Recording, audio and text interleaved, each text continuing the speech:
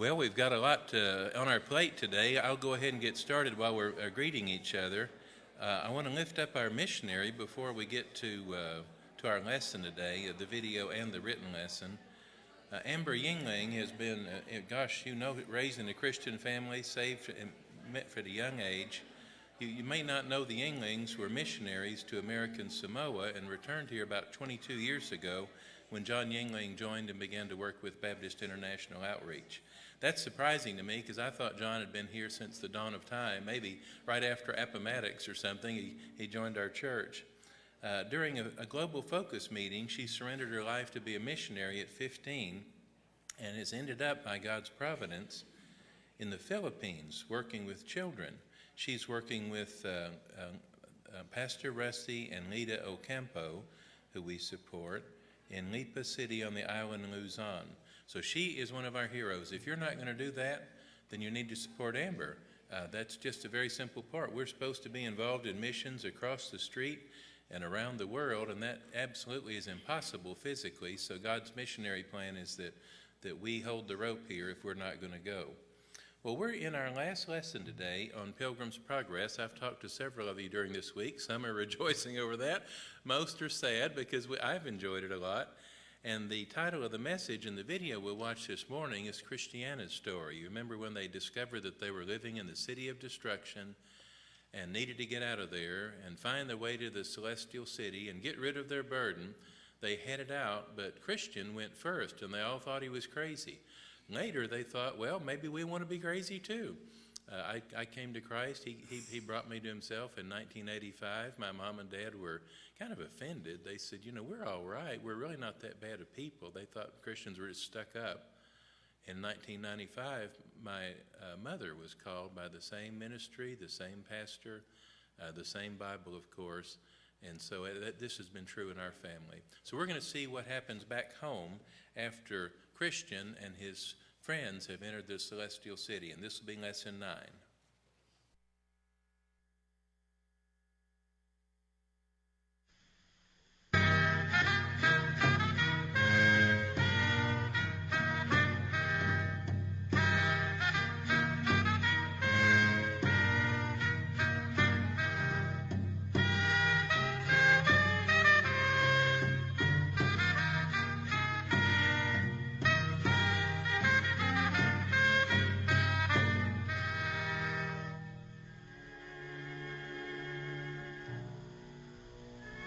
Christian and Hopeful had successfully crossed the dark river and been received with trumpets at heaven's gate.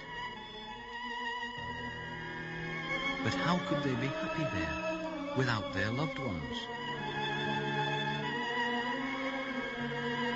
Christian's wife, Christiana, had refused to go with him to the celestial city. And now she was regretting it, for she had lost her dearest friend, and the loving bond between them had been broken. And she knew full well it was for the love that he had to his prince that he ventured as he did. While thus she mused, there came a knocking at the door. A stranger entered. "Christiana," he said, "I bring this letter from your husband's king." She opened it with trembling hands. It smelt of the best perfume and was written in letters of gold. It was an invitation to do what Christian himself had done, to make that dangerous journey, both she and her 4 sons. It was what she believed she ought to do. So, there and then, as soon as her visitor had gone, she rose and packed her bags. 2 of her neighbours, when they saw it, were quite stunned. One, whose name was Mrs. Timorous, said, "Oh, the madness that's possessed you! If your husband, being a man, were so hard put to it, what can you, a poor woman, do?" But young Mercy, for she was but young, offered to go with Christiana. at which she did rejoice. "For the king," she said, "who has sent for me, is one that delights in mercy." Presently, in good weather, they started out, 2 women and 4 boys, to find the wicket gate. The boys, who were called Matthew, Samuel, Joseph, and James, went on ahead. But suddenly they paused, for the road went by a castle wall, from which a hideous barking could be heard. "Oh, why do they keep such a filthy cur?" cried Mercy, much affrighted. "They ought to hang it," said the boys. But everybody greatly feared that it would jump over the wall and do to them what its doggish nature prompted it to do.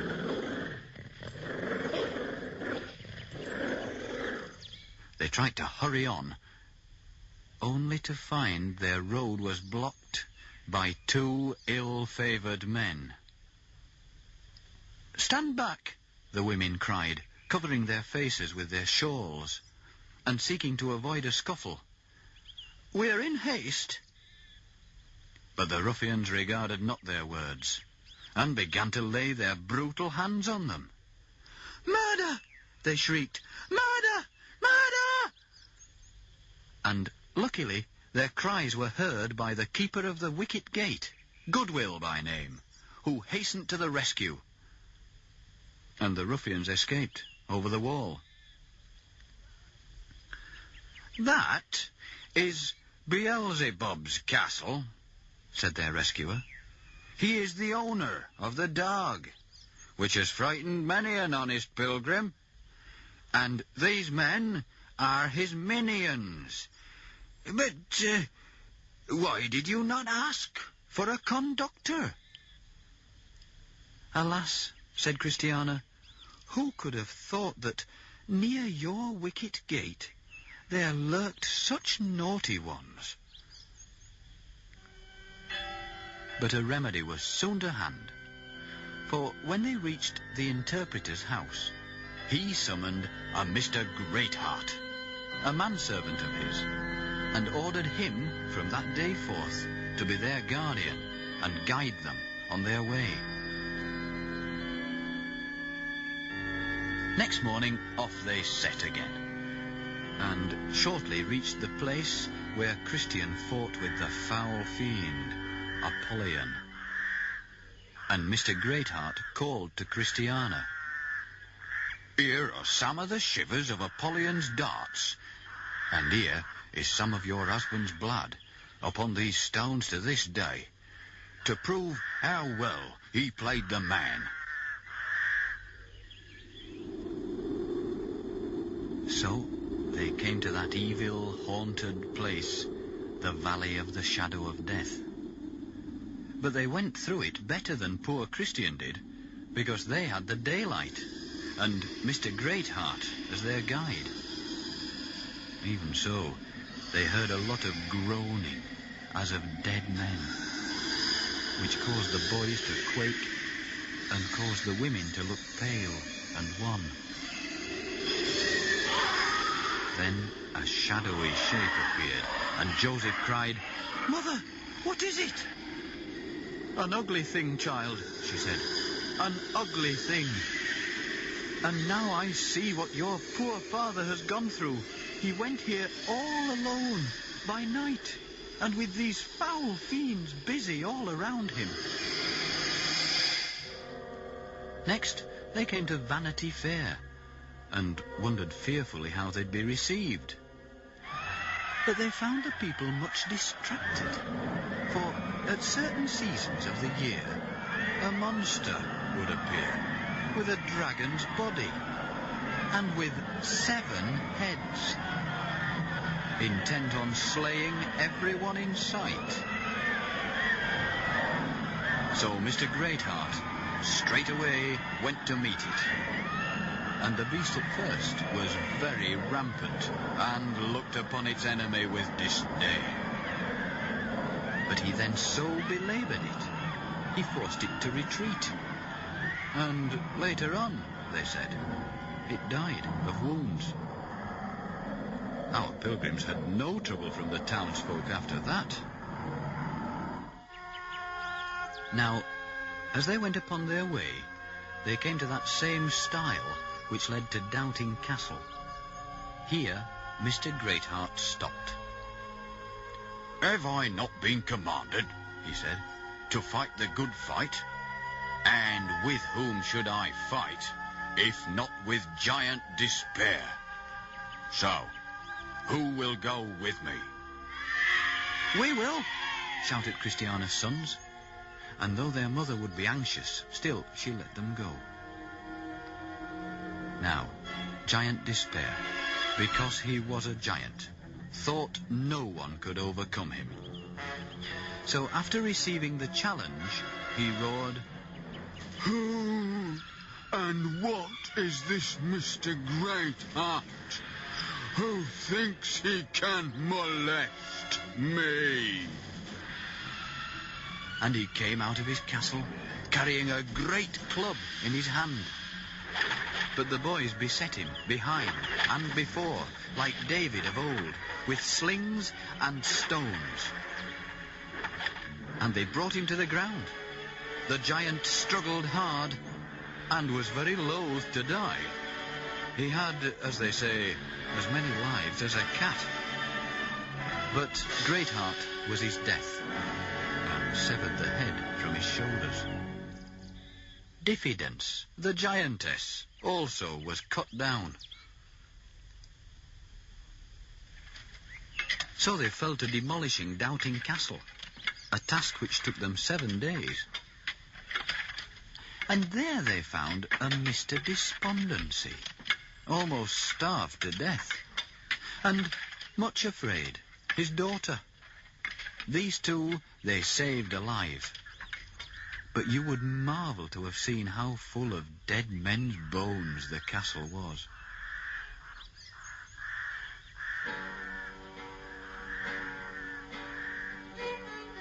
To celebrate their victory over so dangerous an enemy, Christiana played the viol, and Mercy played the lute. And the boys all danced, and Mr. Greatheart too. I promise you, they footed it well, and were jocund and merry. As to Mr. Despondency, he was for feeding rather than dancing. So Christiana gave him food to eat. And in a while, the old gentleman came to himself and was revived. As they continued on their way, there stood before them a man with his sword drawn and his face all bloody. His name, he said, was Valiant for Truth, and he had lately been set upon by 3 villains and vanquished them. Here were great odds, said Mr. Greatheart. 3 against 1. But, said Mr. Valiant for Truth, little or more are nothing to him that has the truth on his side. So they all went on together, now a company of 10. Mr. Greatheart in the lead, while Valiant for Truth was last in the line, in case some fiend or giant should attack them in the rear and so do mischief. Now, on all this road, there wasn't a single victualling house to refresh the feebler sort. And the way was deep in mud and slabbiness, and some of the children lost their shoes. And loud was the grunting, and the puffing, and the sighing. Oh. And to make things worse, night fell. But prudently, their guide had brought a map, showing all the roads to the celestial city. And he now struck a light, for he never went without his tinderbox, and saw that they must make a right-hand turn. Otherwise, they might have been sucked under in the mud, placed there on purpose by the devil to destroy them. So they arrived at Beulah, where at last there was an inn. And there came a post from the celestial city, inquiring after Christiana, the wife of Christian the Pilgrim. He had a summons from his king for her to appear before him within 10 days. Now, the river, which all pilgrims have to cross, had at that point its ebbings and its flowings. For some, it overflowed its banks. For others, it was dry. So, Christiana, having said farewell to all her family and friends, entered the water. To her relief, it was quite shallow, and the last words she was heard to say, "I come, O Lord, I come."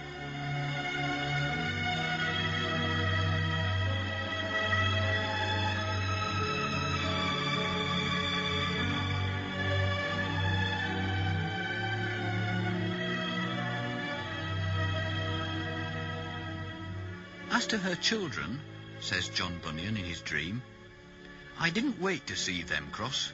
They stayed with Mercy and Mr. Greatheart till their time was come. But a summons had arrived by the same post for Mr. Valiant, and, calling to his friends, he said, "My sword I give to him that shall succeed me, and my courage to him that can get it. My scars I carry with me as my witness that I have fought the Lord's battles." As he entered the river, he said again, "Death, where is thy sting?" And as he went down deeper, he said, "Grave, where is thy victory?" So he passed over, and all the trumpets sounded for him on the other side.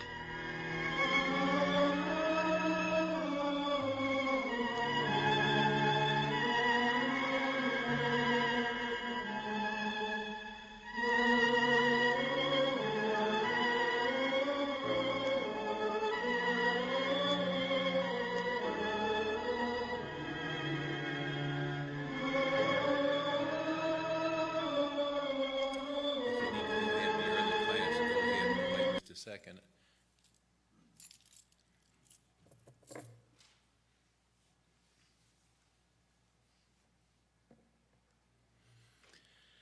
Well, if you haven't bought your book yet, be sure to get one that has part 2 with just Christiana's story. And they did a good job there. They tried to go through the probably 8 or 9 lessons that you could do on Christiana at the end of her visit. So we'll just pick out a few of these things. We're down the home stretch here, and I hope you've enjoyed it. I know I have. Christian and hopeful have entered the celestial city. The cares of the world are but a faint memory. Their lot now is joy unspeakable and full of glory. But life goes on, and we're still here, so he focuses on Christiana and the boys. Question, are they doomed to perish in the city of destruction? Oh, the other ones almost were. Again, God saved me in 1985, my mother in 1995. Of course, I was presumptuous and thought I'd detected a pattern there that the rest of my family would be saved, which they have not, so keep praying for them.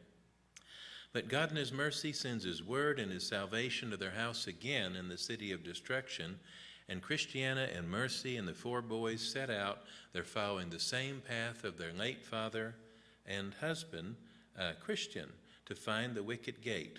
Here I'll quote, "Wherefore methought I saw Christiana and Mercy and the boys go all of them up to the gate, to the which when they were come, they betook themselves of a short debate about how they should manage their calling at the gate, what should be said to him that should open to them.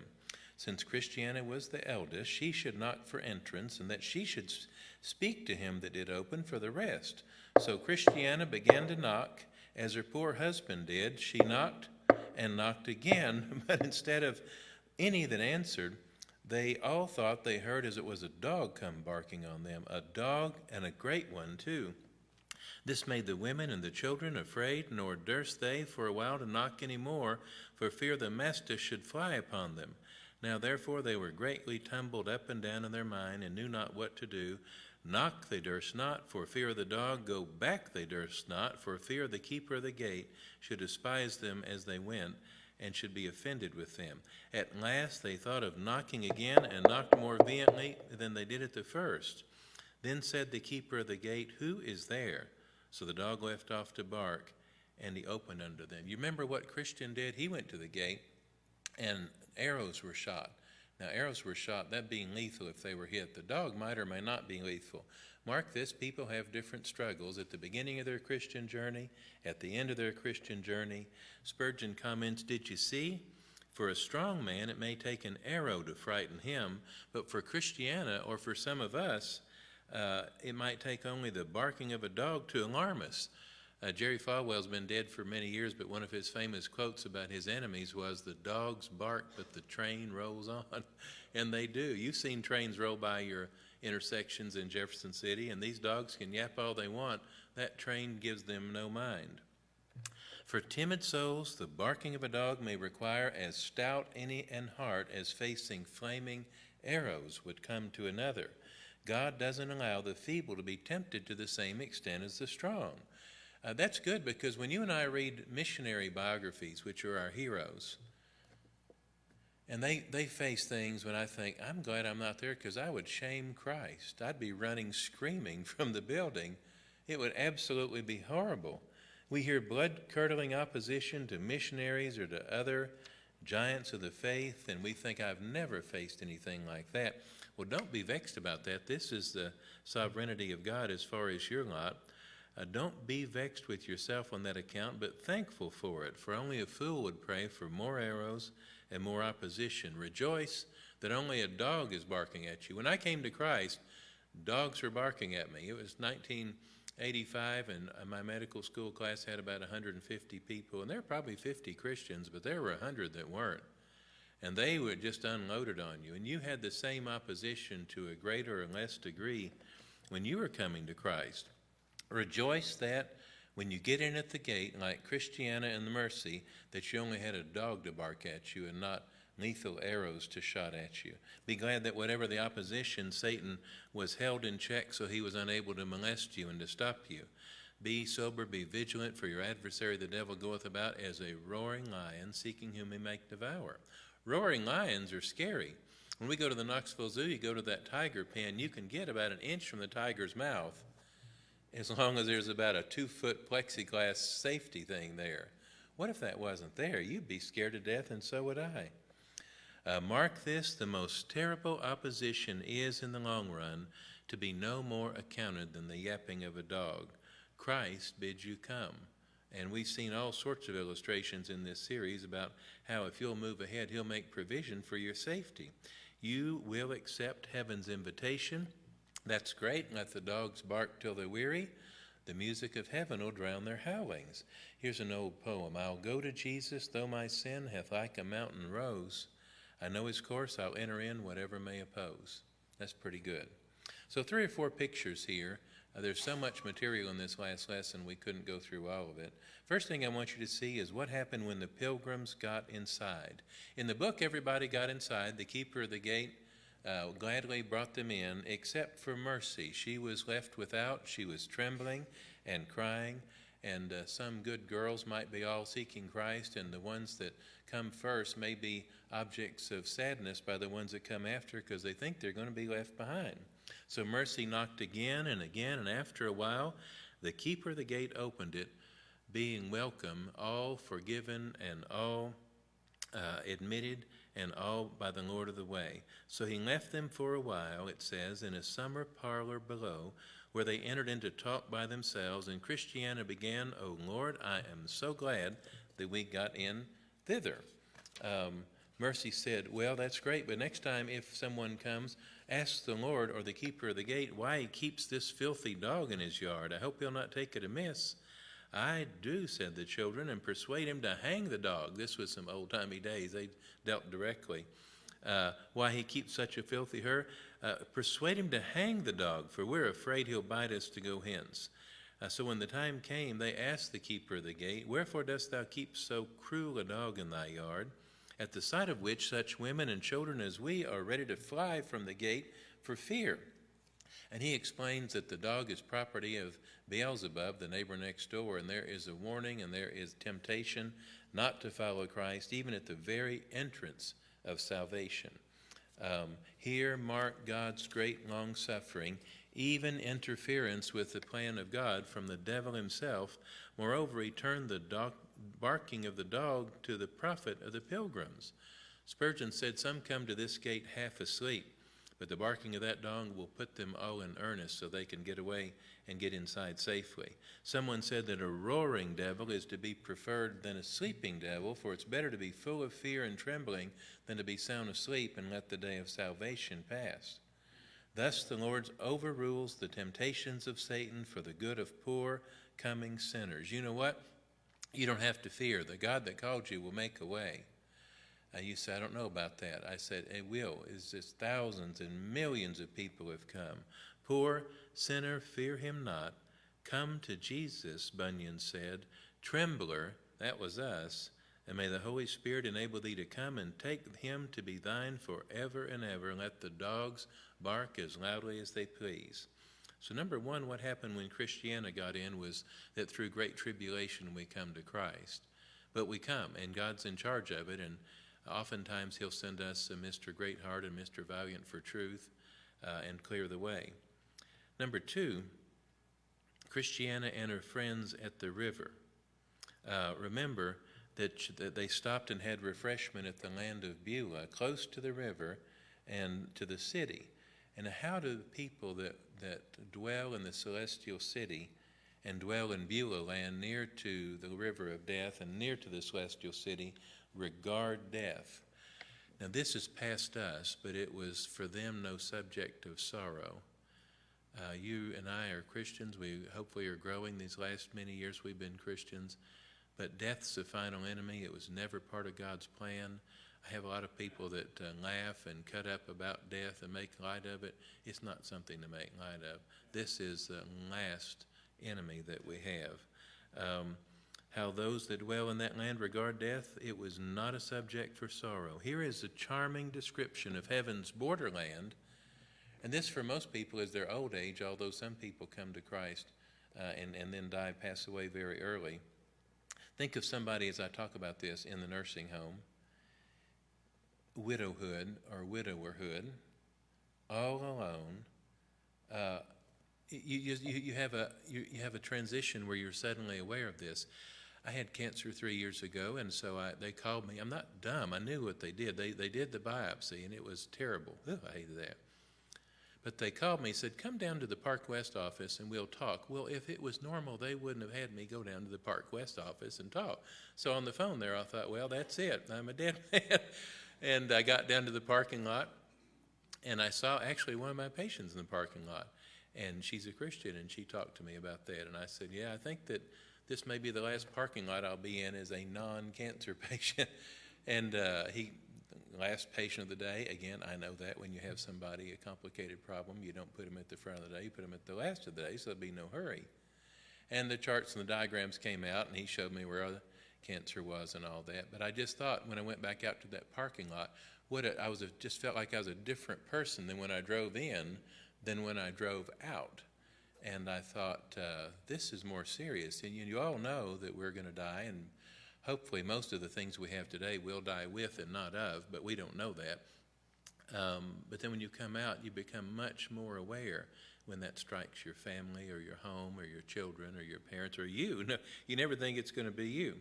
Well, listen to the attitude of those in Beulah land headed toward the dark river, headed toward the celestial city, and compare it to our attitudes. "After this I beheld until they were come into the land of Beulah, where the sun shineth night and day. Here, because they are weary, they betook themselves for a while to rest. And because this country was common for pilgrims, and because the orchard and vineyards here belonged to the king of that celestial country, therefore they were licensed to make bold with any of his things. But a little while soon refreshed them here, for the bells did ring, the trumpet sounded continuously, and so melodiously that they couldn't sleep, and yet having received as much as refreshing as if they had slept in their sleep ever so soundly. Here also the noise of them that walked in the streets said, more pilgrims have come." That's not how we look at it. You go out to the funeral home, the one that's by our old church, Jefferson Memorial Gardens. I don't take this wrong, but I know about half the people in that graveyard. And I mean, I've known them for a long time. And my wife and I have 2 plots in that graveyard. And when you go out there, it's almost like, you remember Our Town by Thornton Wilder about the graveyard? The people that are sitting there saying, well, once I was like you and soon you'll be like me. And you think, well, this can't be true. It is. Life and death are serious business. But here's the attitude of those. They saw them that walked in the street saying, more pilgrims are come to town. Another would say, and so many went over the water and were let in the golden gates today. They'd cry, there's now a legion of shining ones just come to town, by which we know they are moving more pilgrims on the road. For here they come to wait for them and comfort them after all their sorrow. Did you see that shining one give Christiana the golden letter? I had a patient die last week. I think I mentioned it last week in Sunday school. Very nice patient. And she's from Granger County. And I didn't know this. My nurse was talking about her this week. And she said, did you know when I went in to check her out 2 weeks ago, she told me that this was the last time she'd ever come to this office. And she meant that. She's our friend. She meant that she was not going to be back there, and she was gone in about 3 or 4 days. It's not 100%, but I hate to say premonition because that doesn't sound biblical, but the feeling that life's drawing very short may be a gift from God, and it may be part of the circumstances by which the messenger is coming. Then the pilgrims go up and walk to and fro, but how were their ears now filled with heavenly noises? That's the good side of somebody in some way, God usually in a very rough way, reminding you that we're not here forever. That's theologically true, factually, medically. Well, how about personally? All these things that you say, it's so sad of those people. They're getting sick and dying. And then all of a sudden you say, so sad for us. But except the Lord return, that's our future. Their eyes were delighted with celestial visions. In this land, in Beulah land, they saw nothing, they heard nothing, they felt nothing, they smelt nothing, they tasted nothing that was offensive to their stomach or their mind. Only when they tasted the water of the river over which they were to go, they thought that tasted a little bitter to the palate, but proved sweet later when it was down. In that land, their great joy was that other pilgrims were arriving where they were. Some were crossing the river every day. The saints who reach Beulah land ought to be rejoicing as they hear of pilgrims crossing the river. Now, we're human beings. We're not glad anybody dies. We want the Lord to return and take us out through the sky instead of the grave. But that's His will. Most of the time, that's not going to happen. Matter of fact, it hasn't happened since we've been waiting for Him to do that. All things else considered, it's appointed unto man once to die, and after this the judgment.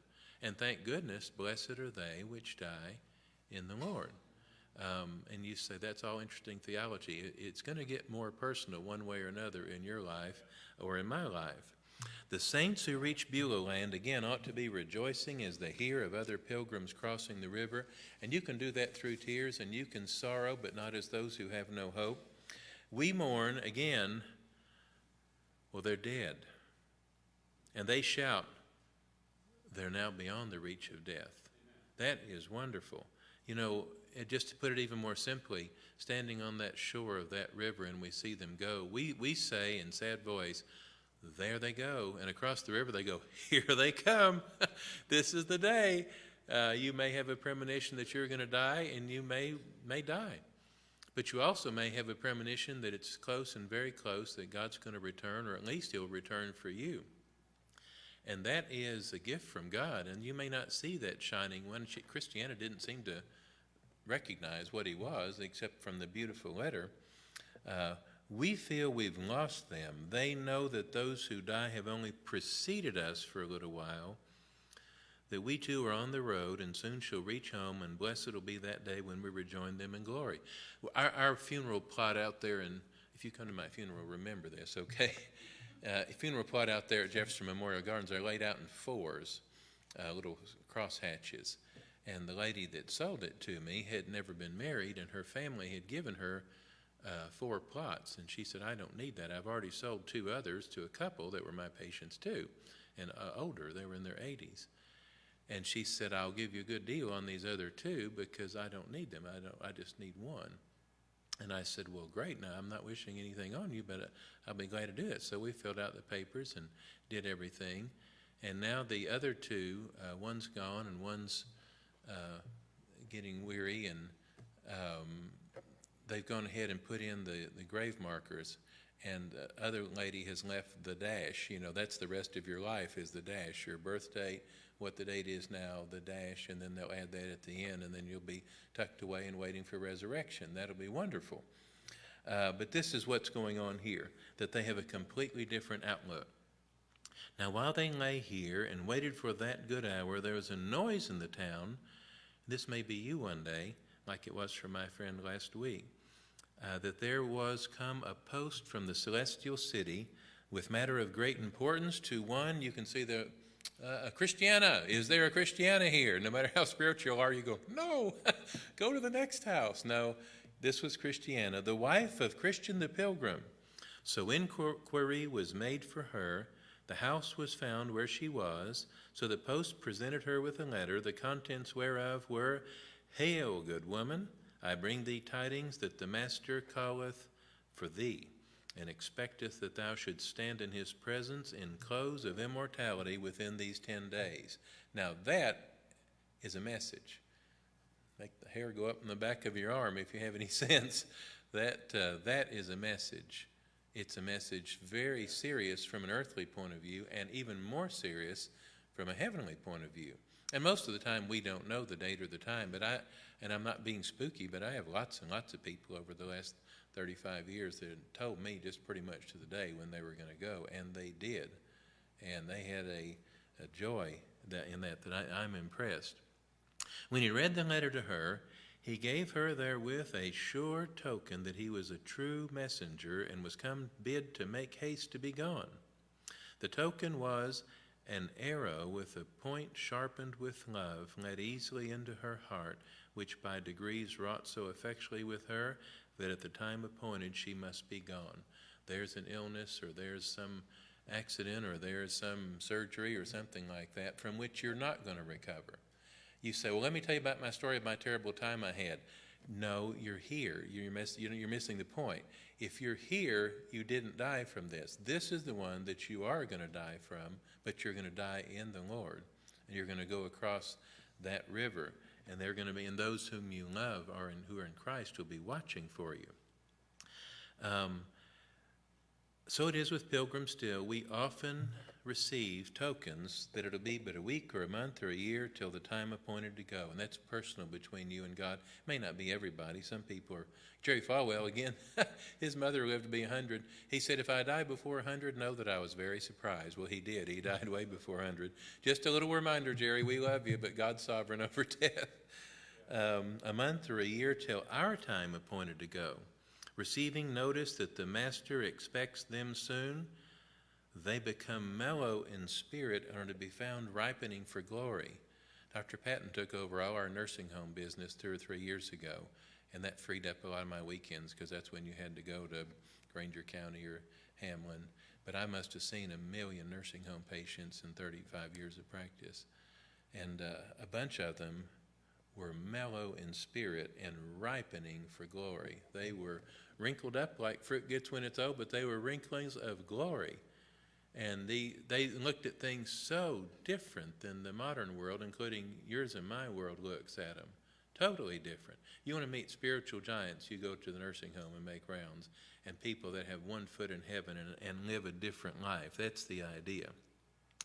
And when Christiana saw that her time was come, and that she was the first of the company to go over, she called for Mr. Greatheart, her guide, and told him how matters were. So he told her he was heartily glad of the news, and could have been glad had the post come for him. Then she bid that she should give advice how all things prepared for her journey. So he told her, thus and thus it must be, and we that survive will accompany you to the riverside. She called for her children. Now this is a mother going to leave her children behind. I was looking the other day, if you're my patients, you might remember, I've had, again, I'm not making light, we've had a lot of our nurses and patients die over the last 5 or 10 years Regina Cameron was my nurse for 12 years. I couldn't believe it. I looked up the other day. It's been 10 years since she's been gone. And she left her little teenage boys, and now they're young men. But a mother leaving her children is very hard. And this is how she's doing this. And again, she's a million miles past us, or past me. She called her children. She gave them her blessing and told them that she read with comfort the mark that was set in their foreheads, and was glad to see them with her there, and that they had kept their garments so white. Lastly, she bequeathed to the poor the little that she had, and commanded her sons and daughters to be ready against the messenger that should come for them. Do you belong to 23andMe or Ancestry? We belong to Ancestry. Matter of fact, I just renewed it the other day. If you want to read Orthodox Christian theology impacting life, read the wills of people who died 200 years ago. My faith, if I could, I would live to my son. In other words, that son needs salvation. My faith in the Lord Jesus Christ, I bequeath to my cousin. And, all these things are completely biblical, completely looking at things in a legal sense, even from a completely different angle. As soon as Christiana received her token, she did what most Christians do. This is good. She called her pastor, whose name was Mr. Greatheart. And Bunyan, when you read about Bunyan, Mr. Greatheart and Mr. Valiant for Truth were all pictures of his Baptist pastor at Bedford. And this was not a time when Baptists were very common. So this is a point of honor for us that, number one, this is a picture really of a Baptist understanding of salvation, and correct one, in 1600. And also that these people really, you could identify quite a bit of the people in this story and the people that were in his ministry, in his town, and his family. But anyway, he called for his pastor, whose name was Mr. Greatheart, for he had helped her and her family till they came to the river. Question: what do you think Mr. Greatheart said when she said that an arrow had entered her heart that was going to kill her and bring her into the presence of the Lord within 10 days? Now, he's a sympathetic pastor and a great-hearted pastor, and Christ is a sympathetic high priest, but did he only cry and weep? You can cry and weep, and if you love me, I hope when you hear that I'm gone someday, you'll say, well, he wasn't as bad as most people say. I liked him. Say that. That'll be draw your reputation back from the edge. Did he sit down and cry with her? You know what this pastor said? This sounds so rough. He said he was heartily glad of the news and could have been glad had the post come for him. Well, it's good to say that, because barring the return of Christ, it will. And we're not being downtrodden or anything. It's just true. Surely every good pastor would say the same. You and I should not dread the message, but may even, at this point, long for it. I had lots of people in the nursing home. Their husband had been gone 10 years. They had a 88 Caprice Classic out in the driveway with 2,000 miles on it. I mean, this woman, her life was winding down, and she believed what she read in the Bible. And she'd say, I don't know why I'm here, but God will call me when he, and pretty soon he did. And it was wonderful. Surely every godly pastor would say the same. We shouldn't dread the message, but in that case may long for it, envying those who precede us into the presence of the well-beloved, and get the first chance of leaning their head upon that bosom, whence they should never wish to lift them again, for in therein they do find joy and bliss forever. Christiana, who is way past me, did not look upon her departure with any regret. She said a loving goodbye to her children. She said a loving goodbye to her friends, and a loving goodbye with fellow pilgrims. And if you get the chance, and most of us will in our family, maybe not as much as a pastor or somebody, when you sit and talk with such an one about the world to come, our conversations should rejoice when any one of us enters into that rest, confident of meeting them again on the other side. Now, the day drew on that Christiana must be gone, so the road was full of people to see her take her journey. But behold, all the banks beyond the river were full of horses and chariots. This is what she looked at across that river. You know, they say, are there animals in heaven? There's horses, and there are white horses, and there are millions of them. So that's a whole different question, but there's more there than you think. Behold, all the banks of the river were full of horses and chariots on this side, but also on the other side, which were come down from above to accompany her to the city gate. She came forth, entered the river with a beckon of farewell to those that followed her on the riverside. The last words that she was heard to say were, I come, Lord, to be with thee and bless thee. I come, I come. I was reading a book about ministry, about invitations, and how some of the best invitations are the simplest. And Adrian Rogers said, come to Jesus. And he said, don't leave. Come to Jesus. He was a deep voice, like, I'll do whatever you say, don't hit me.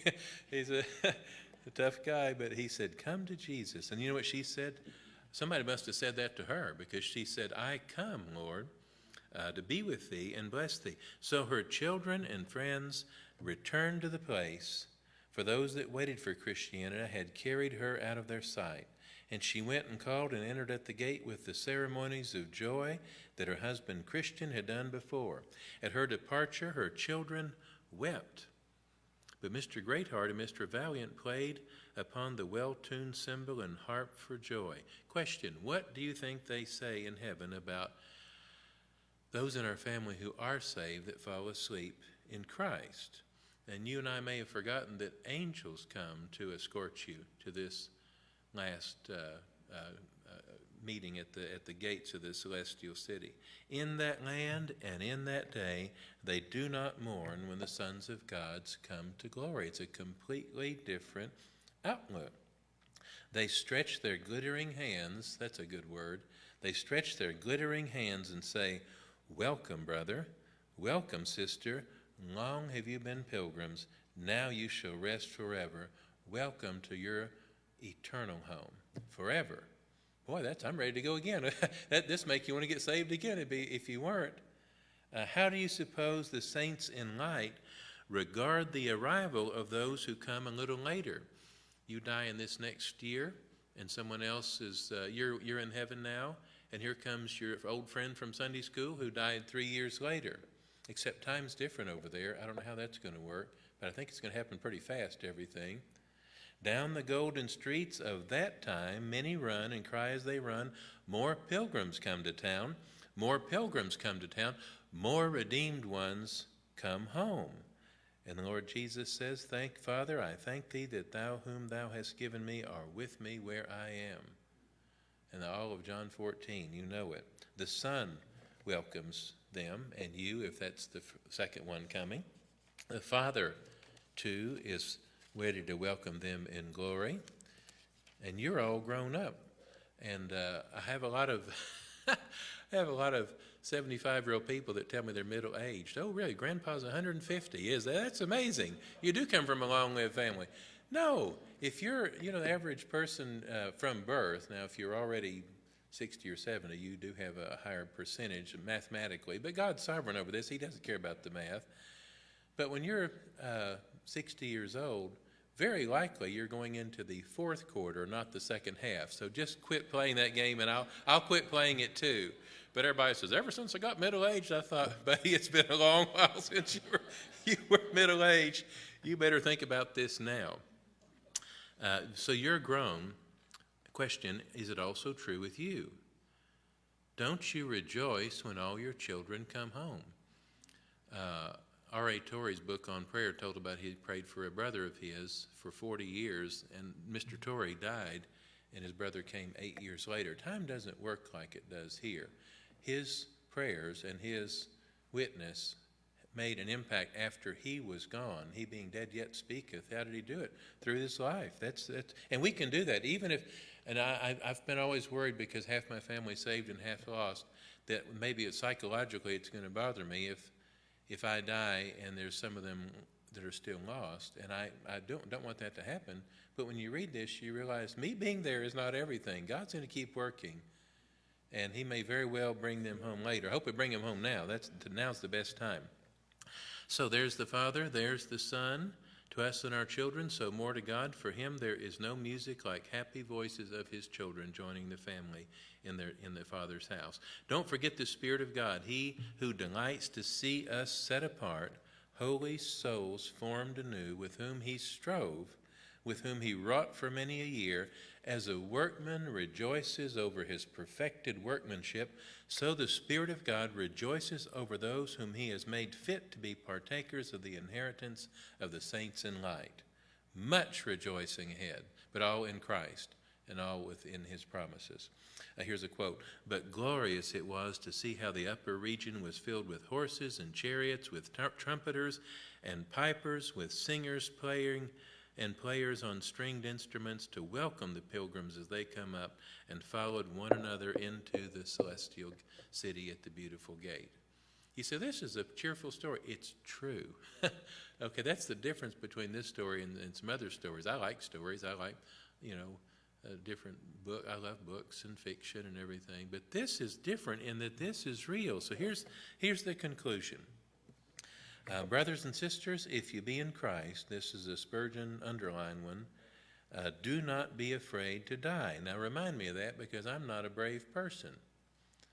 People are brave in different ways. For dying grace shall be given to you in your dying moments. You say, I don't feel I'm ready to die. Well, as far as I can tell, you're not dying. I mean, I'm not sovereign, so you'll be given strength at that day.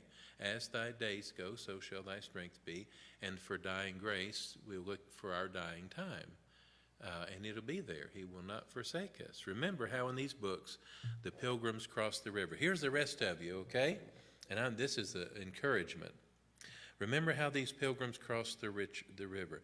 Standfast said, the waters indeed are to the palate bitter and the stomach cold, yet the thoughts of what I am going to and of the convoy that awaits me on the other side lie as a glowing coal in my heart.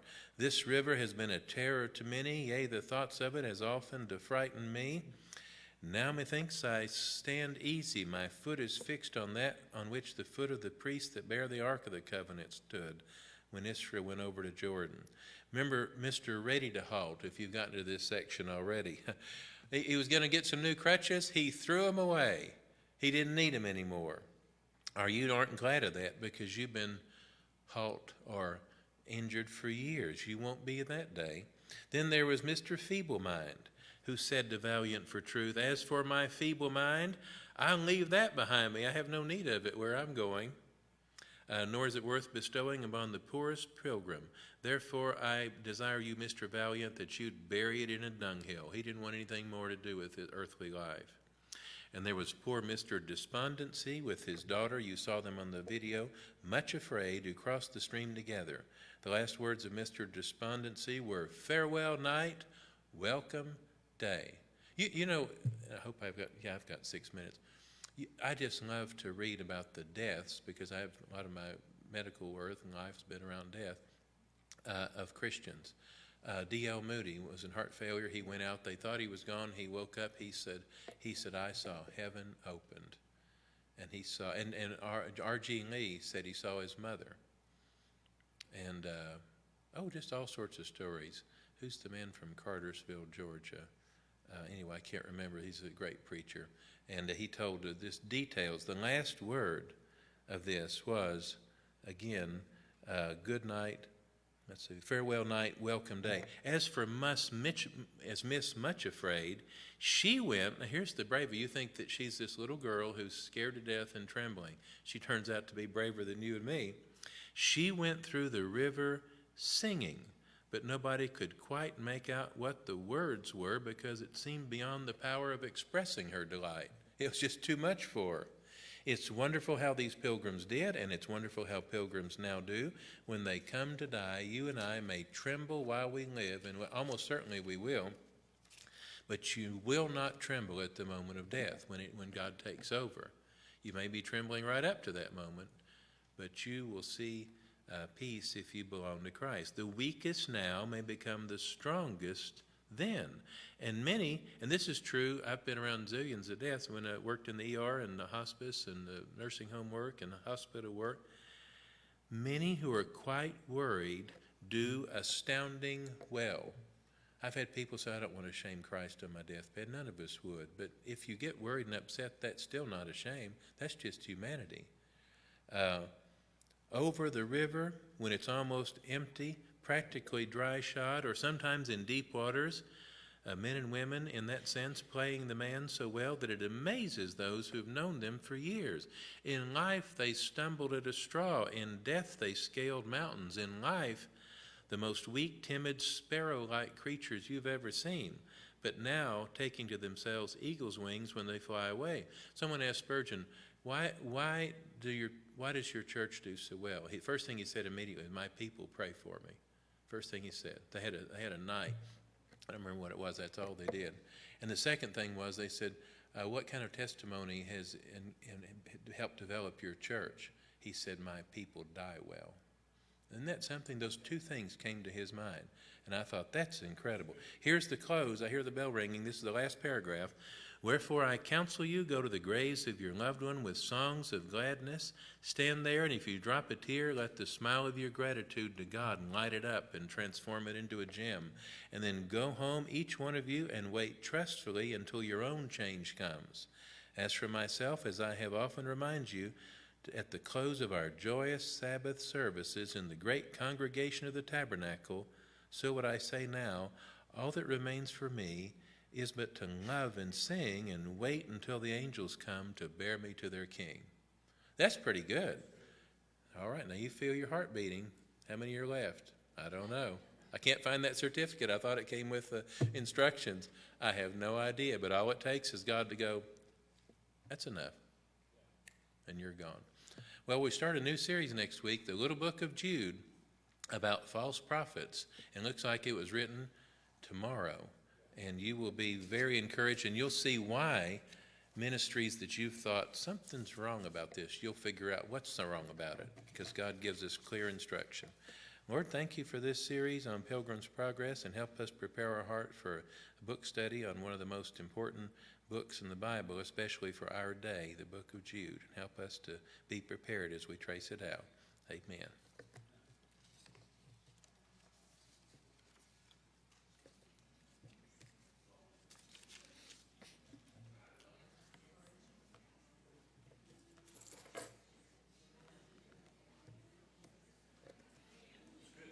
It was a good series. It's kind of complicated. You know that the whole time you're talking.